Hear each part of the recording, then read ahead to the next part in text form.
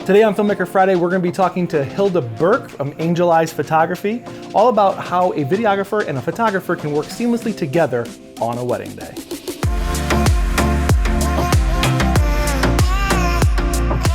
Hey everybody, my name's Jason from Night Owls Media and For Love Films, and today I am graced with the amazing photographer Hilda Burke from Angel Eyes Photography. Hilda, you are hands down one of the best photographers I've ever worked with, not only skill-wise, but also personality-wise. Like, I love watching how close you get with your couples. It's just a real joy to watch. What I really wanted to talk about today is what I see a lot of in the wedding videographer forums is videographers having trouble working with photographers. Like, there's a lot of animosity back and forth. There shouldn't be, though. It's a teamwork. I believe it should be teamwork, and that helps the couple. Yeah, I mean, that's what we're there for. Like, Yeah. the whole idea of us being a team is to be a team for the couple. Right. You know, regardless of any issues you come into the day with, it's all for them. So what I'd like to go over today is how to get along with a photographer, especially someone that you've never worked with. Now, Hilda and I have worked together a lot of weddings, but I'll always work with someone new here and there that I've never worked with, that I've never heard of before. I'd like to go through the process of how you work with a videographer to make sure that the day goes smoothly. Usually before even I show up on the wedding day, I reach out to them and send them an email and ask them how many there are on his team or her team, how many cameras they're bringing, so I kind of mentally know how to plan. Because I know if it's a whole cinematography team and there's 4 people and 8 cameras, then my job is going to be a lot harder versus 1 or 2 and photojournalistic. I also ask them what their style is,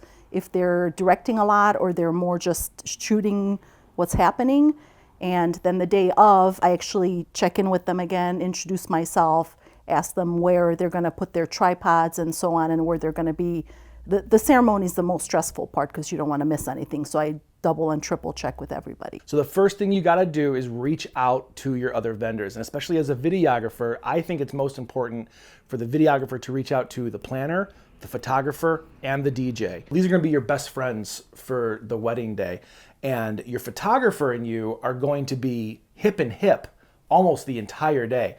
We're pretty much right next to each other from prep, creative, ceremony, and then reception. We're usually on the same page with everything, but we're usually on the opposite sides of the room. Yes. But so it's very important to reach out to them before the wedding day, introduce yourself, ask the questions. What I always like to do is I always like to go to their websites, the photographers' websites, and I look through their stuff and I find a few images that I really like. And when I first introduce myself to the photographer, I'll say, hey, I really love that one photo you did with the couple on the bridge. It was really pretty, like the symmetry was really good. Dude, that's really smart. I don't do it just to do it. Okay. I actually find an image that I think is strong. Okay. And I compliment them what I think is strong about it. And I think that's really important, especially for working on a wedding day, is you need to be communicating back and forth. So on the wedding day, when you actually get to meet each other, you can not have that hesitation being like, oh God, who is this person walking into the prep room? Yep. You know, I was here first, get out of here. It's really awkward when you walk in and the other person's already set up and all the stuff is set up the way they want it. I'm like, oh crap, I'm late. We actually shot a wedding years ago where we were talking about what time we were going to get there. We were texting back and forth, and the start time was at 10 a.m. and you were like, well, I'm gonna get there at 9:30. I was like, well, I'm gonna get there at 9. So I think we both got there at 8:30 and we walked in together. We're like, do you want to get a coffee real quick? We don't need to start yet. So when you get to the wedding day, when you get into the prep or however when you start, make sure you introduce yourself again. And having that communication beforehand really makes it that much smoother. Yes. And then working with them and having an open conversation, being like, okay, so what do you need now? Do you need to get the dress? And then maybe get the dress together or in a similar area. Yep. Because then if one person wants to bring the dress outside or to a completely separate location, then you don't have to do it twice. Yeah. And all the years of working with videographers, I learned that your lighting and your setup for detail shots and where people get dressed is a lot more cumbersome because sometimes you have to set up lights and Right. you know, like some videographers like the window, some don't like the window, some want to do like, you know, silhouette or backlighting, some don't. So I asked them ahead of time where they want the bride to be dressed or where they want the detail shots, because I can use a flash or, you know, fill in light or whatever. It's easier for me to travel around them than for them to travel around me, especially in a small hotel space like with a bunch of bridesmaids and makeup artists. The only thing that bothers me if they get in my shot, you know, so aside from that, I really don't care. So you bring up an awesome point. Don't get in each other's shot. Having that communication is going to nip that in the bud right in the beginning. If you don't have that communication, I can't count the amount of times someone just didn't want to communicate with me or play ball together, and they just literally stood in front of my camera like the entire ceremony. That is so rude. And I know it goes on both sides. I know. But having that communication going into the ceremony, I think, is one of the most stressful parts for any of us, because that is the real heart of the day. That is what the couple's dreams have been building to. Knowing that how important it is to them is that much more important when you're dealing with a photographer and a videographer communicating together, especially like during the vows. Because this is the shining moment of the couple. So what I always say when Hilda and I work together, I always like to ask her, where are you going to be for the vows, for the rings, for the kiss? And because we're talking to each other, I know she's going to be at a certain spot in the aisle, in the middle of the aisle, and that I know I can get right next to her and shoot a very similar shot so we're not in each other's way. When you're working with a videographer, what do you like? How do you like to approach that? Before we get to the ceremony, I want to make sure that we're not shooting each other for the bride handoff. When the bride comes down the aisle, because sometimes if he stands, you know, like next to the groom and I'm panning around to get the groom's reaction and the bride coming down the aisle, you get a nice shot of the videographer. Yes. Not something they want to remember on their wedding day. So I always make sure that we're on the same side, even if I have to switch sides to accommodate them. I'm fine with that. I just want to see both the bride and the groom. After that, then I ask them, where are you going immediately after? Do you have a stationary? Where's your stationary so I don't walk in front of them? Right. Are you moving around? Are you putting a slider? Okay, yeah, like when I shoot a wedding, I like having a slider on the ground. Right. Getting that nice epic shot. Right. But it's, again, that's the one thing I always like to talk to you about. Right. It's like, here are my camera locations. Right, because if you have a slider and I go all the way to the back of the church to get that epic shot for myself, I'm either photoshopping out that slider or I'm cussing at you, you know, or something, you know. So then I always ask, do you have a slider? Or if your tripod's in the middle, could you move it to like for that one shot? For that one shot, because all I need is like 30 seconds. You know, I can work pretty fast. I think a lot of photographers, they always ask me, well, can you move this shot for the full room shot? And I've never felt that that was like a hindrance to my wedding film. Because usually when I make a film, it's anywhere between like 8 and 10 minutes long. We're not showing the whole ceremony. Right. And that's also why I have 3 or 4 other cameras going at that time. So I think it's totally okay to ask someone, hey, can you move for a second? Right. As long as it's not during the vows, the rings, or the kiss. And what I usually say is I ask them, I said, let me know when you're going to move it so then I could be ready. So I don't want to be on the side, you know, when he moves the camera, because I know I only have like a minute at that. So usually it's during nothing important. Well, it is important. Sorry. It is important. It's important. Yes, yes. I'm just saying nothing critical, like the pastor's making the introductions or something like that. Or he, you know, like how they like to talk about the bride and the groom and small talk like that. So during the small talk is when I usually get my epic shots, not during the vows or anything important like that. And typically as video, we want a little closer angle on that. So we're going to get those shots up front. So taking away a back shot doesn't really hurt us. But what about the creative session? So after the ceremony or before the ceremony, we like to take the couple out to do those epic portrait type shots that are going to fill your film with that much more energy and that much more emotion. And let's be honest, most of the photos on the photographer end, that's when all the cool ass shots come during that time. Yes. So how do you like to work with a videographer during the creative session? I ask them what their style is. You know, I ask them if they want to direct or they want to take turns directing or if I should direct, you know, so I go from there. Because if they're giving great direction, all I got to do is shoot it. So they're making my life easy. If they want to give me the green light and I'm just directing and they're shooting, then we're fine. But if we both have our own plans about he needs an hour because he needs like certain, sorry, little sidebar. No. Cinematographers that I worked with one time, they created a music video for the bride and the groom. So they literally had to have certain shots. Right. This is them walking, but they had to do it 5 times. Yeah. Well, you know how precious time is during a wedding It's day. extremely You know, short, yeah. yeah. So I'm like, okay, nobody told me about this. So I show up and all my creative time is filled with his video plans Right. and nobody informed me. And that's when I learned my lesson that I have Yes. to reach out ahead of time. So yes. So if you do something like that, I love being able to do those awesome like lyric videos or things like that, but that needs to be discussed with everybody. Usually a creative session is 1.5 to 2 hours long. If we're really lucky, we get those 3-hour days. It doesn't happen very often, but we get a lot more content then. Yes, and sometimes we plan for 2 and 3 hours and end up with 15, 20 minutes Yes, because... which absolutely happens. Wedding videographers, make sure you tell your couples to pad their schedules because things always run over regardless. Always. Worst case scenario, you fill your time with, creative stuff if you have downtime. Bingo. Or have a glass of champagne and relax, I always say it's better to be running ahead of time than behind, because ahead of time we can just make more memories. Behind time, we're actually cutting stuff out of their wedding day. 100%. So being in the creative session, again, it's super about communication. When I work with you, it's a back and forth. I say, hey, you pose them, you do your shots.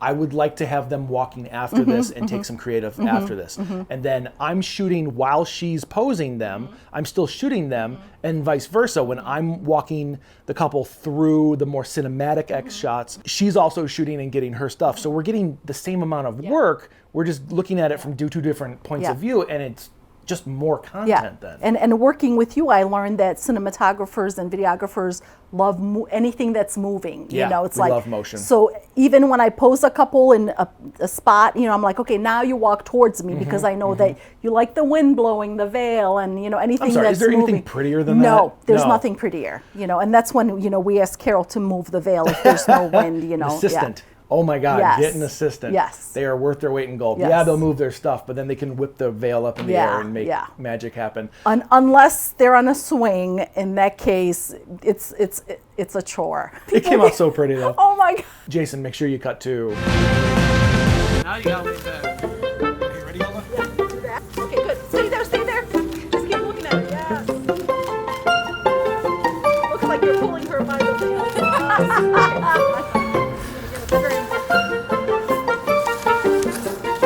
Yeah, walk with it. You're at full extension. No. Ready? Nope. That's in the memories forever now. And yes, when I pull her off.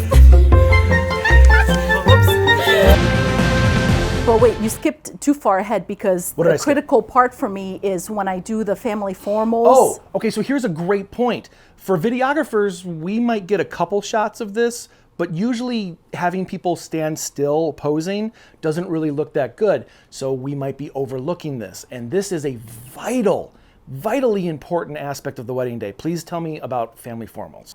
Usually it happens after the ceremony or just before, and that's a must for every couple, every family, that they want the family formals. So I hope that during that time video is hands off, because that's the only time I have to get those family shots that everybody wants.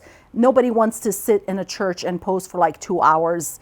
I don't want to shoot that either, but grandma wants it, mom wants it, the future generations want it, it has to be done. So I try to make that as painless as possible, but if my time is limited to 30 minutes and the videographer decides that now is the time to do everybody go woohoo in the church, and I'm like, we don't have time for woohoo in the church, we can do woohoo later, let's just get this done, So when the videographer gets in the way of my family session, then I am not happy, and there's I don't even know what, I have to have that. I cannot bring the family back together during cocktail Correct. hour because everybody's hungry and they're drinking and Right. they're thirsty and they want to do other things. So that's my premium time. So that's the only time Yeah. videographers should never ever interfere with the photographers during family time. Well, yeah, absolutely. Yeah. And no matter who says it on the wedding day, like, oh, we'll get that during cocktail hour. They won't. It will never happen. Never. No, they're too busy. You know, I say never, but of course that one time in a billion, it might Yes. happen. But 9 times out of 10. Yeah. It And absolutely doesn't pre-COVID happen. family shots have like 30 Right. people in a group, and you could only do it at the church because Right. they have steps, and you're not going to find 30 No. people out of 200 during cocktail hour. It's never going to happen, so that's why you want to do all the important things at the church. And you have to do that extremely fast. So a photographer will usually have a sheet of paper with all the different pairings of family and friends, and they got to get that through that extremely fast. Yes. A videographer, we should really be hands off during that time. Maybe at the very end, like sometimes I like getting the bride and groom at the very end as Yes. they're walking out of the church, but I don't dip my toes in that Yes. pool. And I always do like a kissing shot and walking out Right, if we have right. time. And I know you guys like that. And I know that like walking towards the church door or away from the altar or vice love versa. those. I know, me too. And then we could drop the veil for Right, that one right. too, So if we have time to spare, I am all Rock about it. doing anything creative, But give your photographer Yes, that time. that's critical. Because really, while the bride and groom are going to love the creative session, the family wants those family Yes. shots. Grandma doesn't care if the veil is blowing in the Right, wind. right. Grandma wants a picture of the bride and the groom and her, and everybody's looking at the camera. That's what they want. Before we get into the actual reception, let's talk about what we got to do before the reception. We are running around getting room shots. We're Yep. getting details, Yep. things like that. And you don't want to be in each other's way. And while we can run and get a room shot relatively quickly, Mm-hmm. I understand a lot of photographers with like off-camera flashes, they need to have things set up before they can do a room shot, and you need to get the hell out. And Mm-hmm. Right. that's a perfect time for you to go out and get the name cards or get some cocktail, and then you can rush back in and get Yep. the rest of your details. And that's why I usually like to check to see what the plan is with the video, because if they have their beautiful video lights set up for room shots, I don't need to worry about my lights or my setup. I It's can less just work. take advantage of Yeah. it. And I love video lights. I usually bring video lights for room shots if there's no videographer that day.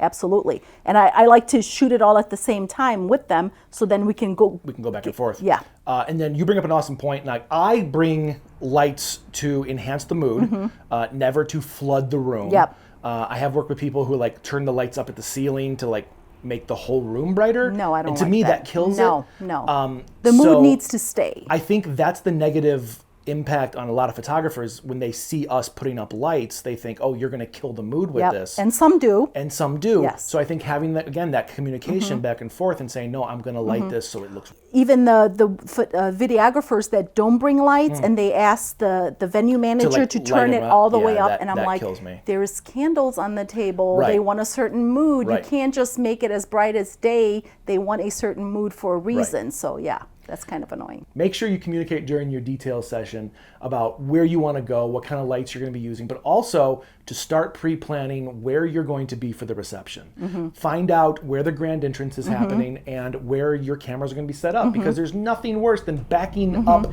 into a camera or into another person who just wasn't paying attention, because we are so focused on them coming in. We're not, we're kind of horse blinded when we're doing it. And throughout the years, I learned that the reception intros, and that's more important to you guys than it is to us, because I used to be like, oh my God, I can get a couple shots of them going woohoo, and that's fine. Understood. It does, and I need- realized you need to like we need the whole move thing. and pan Yeah, and whatever. right. So for me, I'm very flexible on where I stand during the reception. It doesn't matter to me, honestly. So for toasts, I think most videographers, at least in my history, we stay put.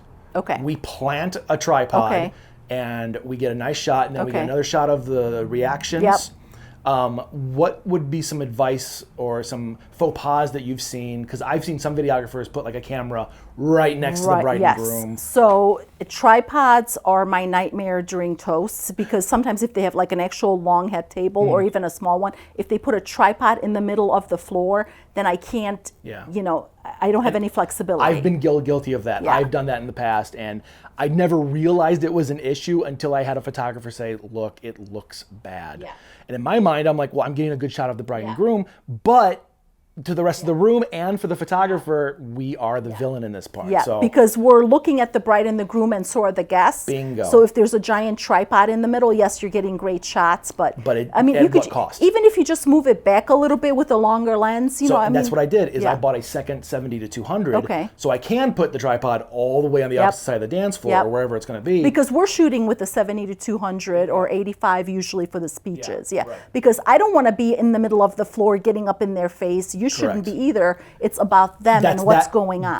Their time. Yes. And you should never be, again, you shouldn't be in their face at that time, because that is a emotional moment Yes. between some of their best friends in their Yes. life and, you know, the love of their life sitting right next Yes. to them. What about first dance? I usually like to ask what kind of lighting the videographer using, if any, and if there's video lights set up, I'm super happy because I can either turn off my flash or just use it very rarely depending on how they're turning and what they're doing. I also like to check with the couple if they have like some sort of fancy, you know, dance planned and where they're going to end up for the dip, because I don't want to miss that. And I love video lights because I could use it for backlighting or, you know, and I just want to know what the plan is. I'll work around whatever. What are some things that bother you working with a videographer during the first dance? If they get on the dance floor with the couple and they have like a handheld something and they run circles around them the entire 1 or 2 or 3, it's fine, but not during the entire time. It's too distracting. It's about them. You're not supposed to be the third party in the first dance that just makes circles around them for 2.5, 3 minutes. Good point. Yeah. When I shoot the first dance, I like to do maybe 2 revolutions, Yep. and then I'll go outside the Yep. guest tables and get that shot. Yep. And then I usually plant in different Yeah, locations. because I know that you and your staff, they just pop in and out, Right, you know, which right. is great because that gives me that, So that gives you nice the time. open view. Exactly. And any time that I know that your team like crosses in front of me, you'll say crossing. Right. So that helps a lot. So I Okay. appreciate that. So that actually comes from film sets. When you walk in front of a camera, you're supposed to say crossing Oh, I as a didn't know that. safety feature, not just for like someone's filming, but it's like, hey, I'm walking in front of this extremely expensive setup. Just a heads up. So I always say crossing. That's so to you, wonderful. I had no idea. and it gives you a heads up. Yes. Like to me, I've had photographers in the past like touch me on Mm-hmm. the shoulder and then walk by. I think that's fantastic. Mm-hmm. I say the one thing: don't try to dip. Don't try to go under someone's camera. Why? Because that looks awkward. If you just walk by, it's a silhouette walking by the Okay. camera, and it can be anyone. And Okay. if I use it, fantastic. If I don't, Okay. I don't. Okay. But if you try and dip, I you always see someone dip. dip, I didn't and know a lot of the that. times, people will look up into the lens to see if they're low enough, and it just looks awkward. So I've done that. I'm sorry. just walk by. Okay, just walk by. Just walk Okay, by. good tip. If you can, walk behind someone. Yes. But I understand usually video, I want to be as far away as possible. Mm-hmm. So I'm usually either behind guests or near a wall, things like Okay. that. So I'm not intruding. Okay. So walking behind is a little tough. Okay. But walking in front, just walk in front. Okay. Good tip. But don't stand. Definitely not standing. Yes. And photographers, I'm sorry to point you guys out, but please have spatial awareness of where our cameras are. I had this one video where we were shooting 4 cameras at the first dance, and a photographer just constantly walked straight back into my camera and tilted it back. So I had 2 minutes of just the back of someone's head Oh my walking into my God, camera. I'm so sorry. You should, because it was absolutely you. No, I'm kidding. I did walk into you at that church, remember? I do remember that. Oh, that's the one and only time I actually walked into a You got videographer and that was scared. You were oh, like, shoot. Like I your know, whole body because I tensed up. literally walked into you hardcore. Yeah. I didn't even know you were there because you weren't there 30 seconds ago. So I don't know where the heck you came from. So the last thing about the reception, again, you should always have the communication, always be talking. But if there's any kind of end of the night event, like a sparkler exit, or hey, there's this beautiful piano, let's go take shots in front of the piano. Yeah. Or sometimes there's a sunset that I like to pull them out for. Sunset's perfect Do you because want it's to a time frame. join? Do Yes. you usually prefer to? I usually give everybody the heads up. I give the DJ the heads up. I give the videographer, the venue manager to make sure she's not Yep. bringing out the cake then or something. Yeah. So number 1 rule, communicate. Communicate. Talk with the DJ, because the DJ is the quarterback of the night, using Yep. a sports analogy. Yep. Nothing's going to start without them saying, and now the Yep. first dance. Yep. Talk to the wedding planner to make sure that they're on board. Yep. But talk to your photographer. Hey, if you have an idea for something, get them on board and then kind of find a time frame in there. But also remember, this is your couple's day. The more you take them away from this awesome party that they planned, the more they're gonna feel like they're missing out. So have like a set area, like, oh, the sunset's gonna be really nice, and on the way back, get some shots on the way back in. And then let them go. And sometimes you talk with your couple ahead of time, Yes, and they want the sunset. Absolutely. But turns out the day of they change their mind, and the that's sunset okay. doesn't happen. Right. Yeah. It's too cloudy. But like sometimes there's an epic sunset, but they don't And feel they like don't leaving want the to. party, and that's Right. fine. You know, Yeah. so we'll just go cry in the corner about the beautiful sunset we're not shooting, but that's okay. That's their decision because it's their day. And getting video and photo of them having a good time, Yes. way more important. Yes. So any last tips or advice working with a videographer? I think you covered it all, but communication and constant communication. Throughout the day, Throughout the whole day. You know, is this okay? Am I in your way? Do you need anything? I usually offer to get them drinks or whatever, because Yeah. you guys usually have more stuff to pack and unpack and set up than we do. But Not yeah, jealous of that at all, yeah. by the way. Just basically don't be an asshole. You know, that's all you have. And remember that it's not about us, it's about the couple that we're working for. So yeah, just Absolutely. be a nice person. Hilda, thank you so much for My joining pleasure. me today. This has been enlightening, and I feel like I'm going to be better. I'm going to be a better videographer because of this. I don't know if that's possible, but okay.